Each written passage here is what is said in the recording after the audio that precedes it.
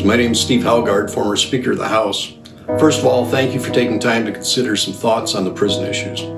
I understand the task force is primarily convening to consider possible new construction projects, but the very first consideration for a corrections task force probably should be an informed conversation in regard to whether our corrections policies are even effective.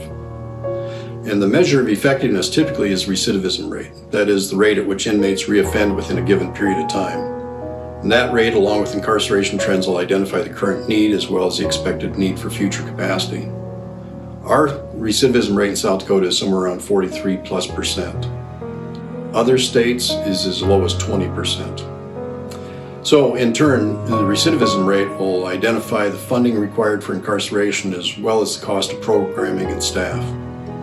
Based upon effective corrections models with low recidivism rates achieved in other states, an effective plan must include an immediate and thorough evaluation of the individual inmate upon entry into the system and creation of an individualized plan.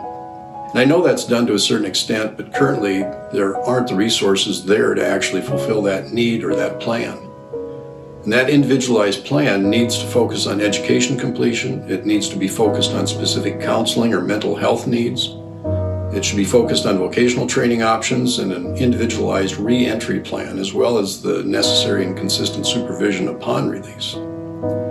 Prison is not solely for punishment. It's an aspect of it, but it's not the sole purpose of it. And it's not the inmate's forever home. Prison should be as much a one-time experience as possible. When the actual effective corrections policy is implemented, then we can conduct an evaluation of that particular implemented corrections policy year by year. But we would want to really focus on the first several years and make adjustments as necessary within those first years of actual implementation, along with sufficient funding of those services. And please bear in mind that some of our history, we've either refused or neglected to fully or even adequately fund such things as Senate Bill 70 back in 2013. We haven't fully funded staffing at South Dakota State Penitentiary. There have been proposals and requests that we voted down because it would have cost $3 to $5 million at the time, and that was just in the past few years. Staffing at the Human Services Center. Multiple units are not in use due to a few $1 million in staffing costs.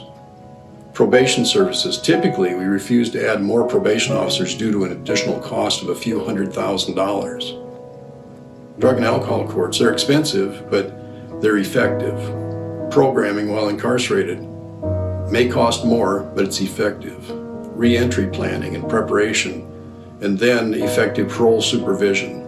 All that requires funding and support. And also bear in mind that we walked away from such things as Star Academy, the West Farm, Plankinton, and other facilities just because we did not have a long-term corrections plan or policy for either juveniles or adults. If we implement an effective corrections plan, there would then be continued improvement in the corrections results. We'd continue to annually evaluate and fine-tune the policy, and once we have a plan that's proven to be effective, then when a reduced recidivism rate reflects success in the form of reduced incarceration numbers, we'll enjoy the benefit of reduced costs, we'll be in a position to reassess the actual need for any or possibly no new facilities, and finally, and I believe this hasn't been considered at all yet, the last step in this plan or this analysis is that we enjoy the benefit of retaining the existing funds in an investment account that can serve as an endowment for ongoing corrections, staffing, and programming. So I hope you consider these issues, and I think these are important points to consider. Thanks.